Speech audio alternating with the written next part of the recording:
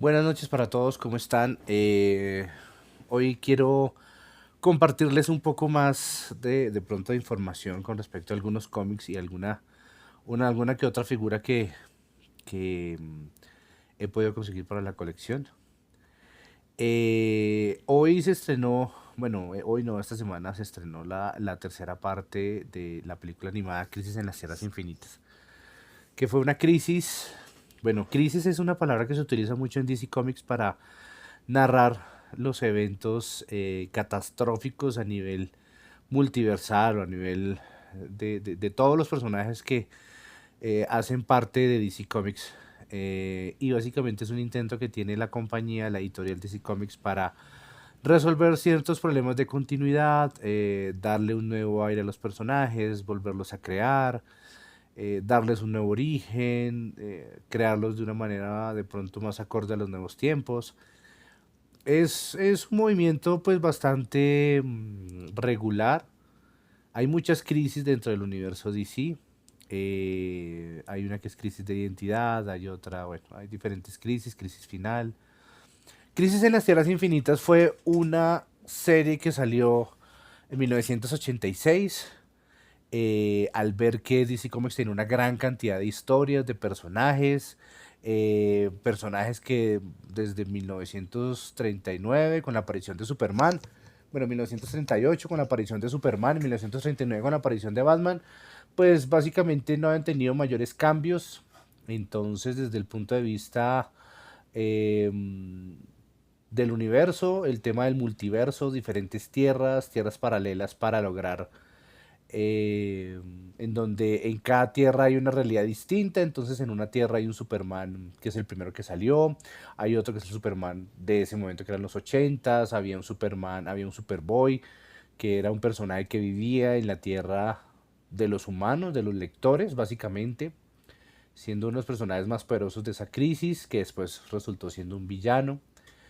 Y en los años 90 apareció una crisis que fue la que realmente a mí como fan me tocó, que es esa historia, es esta.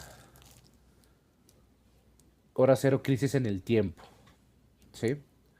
Eh, Hay dos villanos. Uno inicialmente se llama Monarca, que es un personaje que básicamente es la personalidad de Hank, de Gavilán, que es un héroe de DC. Al principio no piensa que es el villano, pero en sí el villano central es este, que es uno de mis personajes favoritos. Él se llama Jordan y es el linterna verde asignado a la Tierra.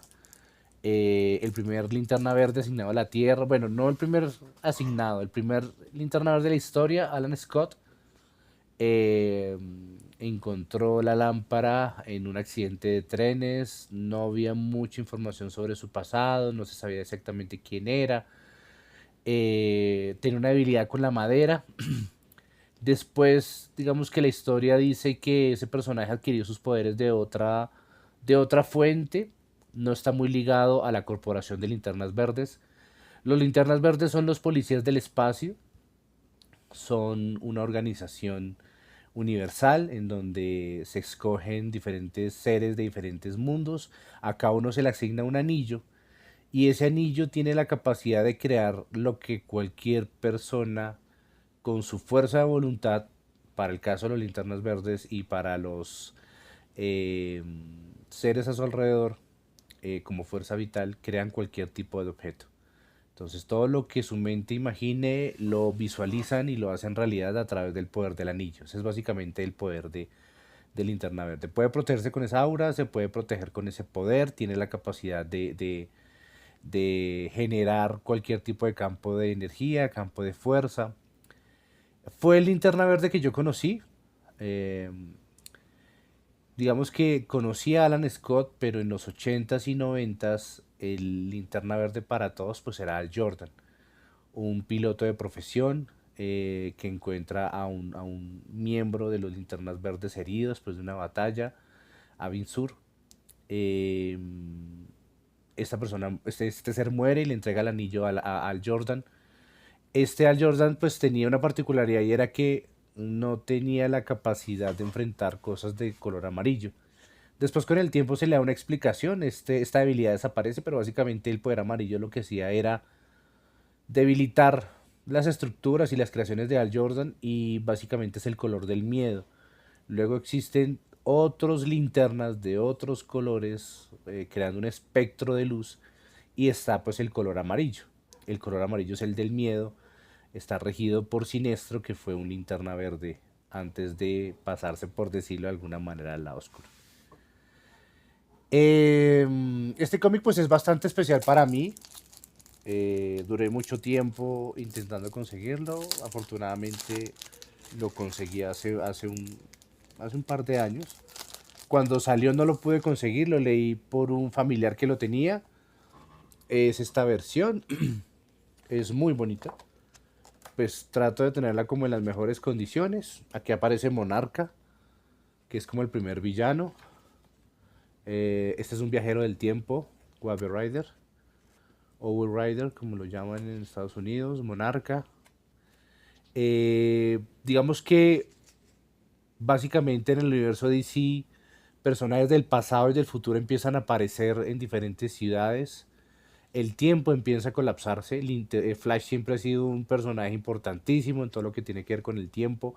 Este Flash pues es básicamente no es Barry Allen, que fue el que yo también conocí, sino este es Wally West, su pupilo o Flashito.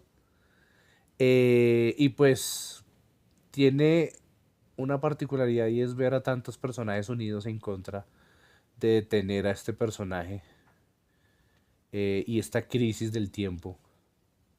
¿Sí? Eh, Ahí digamos que hay una parte que me parece a mí genial y es esta. Cuando aparece Paralaje, que es Alan Scott. ¿Por qué Alan Scott no? Este es Hal Jordan. Este es Hal Jordan, convertido en Paralaje, golpeando a Superman. Básicamente, este personaje sale de una tragedia humana, de una tragedia en la cual él pierde su ciudad después de los eventos de la muerte de Superman. Uno de esos Superman es el Superman Cyborg, destruye Ciudad Costera, que es la ciudad de Al Jordan, la destruye. Él le pide a los guardianes que con el poder que tienen le permitan recrear nuevamente la ciudad, revivir a los muertos, le dicen que no. Y él entra en un proceso de desesperación, de rabia, y asesina a todos los linternas verdes del universo. Eh, Creo que es entendible el dolor que él siente por la pérdida de su pueblo, de su mundo. Es algo que es completamente normal. Y al verse pues traicionado por los guardianes decide destruirlos, robarse todo el poder y robarse todo el poder de los anillos y se convierte en Paralaje.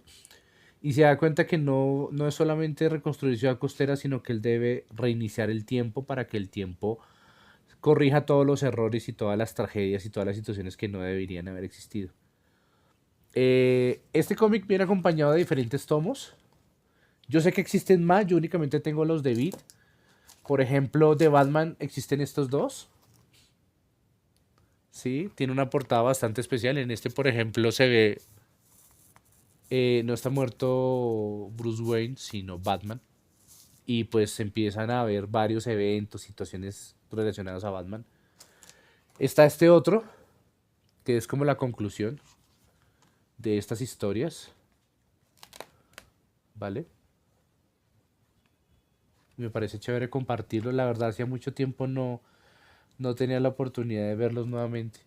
De Superman salieron estos dos. Yo sé que me puede hacer falta algún otro, yo lo sé. Pero está este. Y aquí vemos Superman. Un poco tiempo después del regreso de su muerte, el tiempo desapareciendo. ¿Sí? Y Superman pues viviendo las consecuencias de ese cambio en la realidad. Este es otro. Este sí lo leí en su tiempo. Aquí se habla más de un villano que se llama Conducto,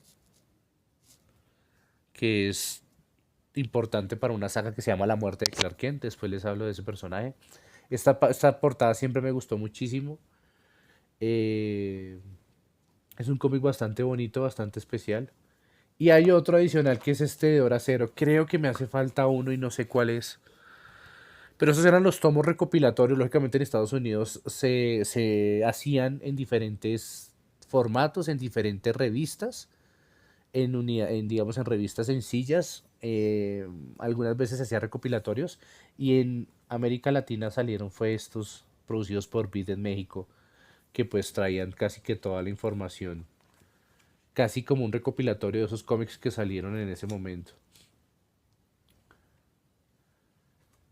Por ejemplo, Paralaje, que me parece un personaje increíble. Yo tengo la figura Paralaje, me parece muy bonita. Eh, me conmueve mucho el tema de las tragedias. Eso tenía algo muy chévere y era que eran, digamos, historias normales alrededor de la crisis de Hora Cero y llegaba un punto dentro del cómic en el que la crisis empezaba como a aparecer para los involucrados y las últimas hojas se tornaban en blanco. Era una clara muestra de que el tiempo y el espacio estaba desapareciendo. ¿Sí? Creo que en el de. Creo que en el de Superman también aparece al final. Sí. Digamos, Superman está en algún momento. Se ve ciudad. Bueno, se ve Metrópolis. Cuando llega la crisis acá. Y efectivamente las últimas hojas desaparecen. Muchas de las cosas que intentó arreglar Hora Cero pues no se mantuvieron. Hubo algunos cambios, pero pues esos cambios realmente no afectaron. Tuvieron que venir algunas otras crisis para arreglar lo que se pretendía arreglar acá.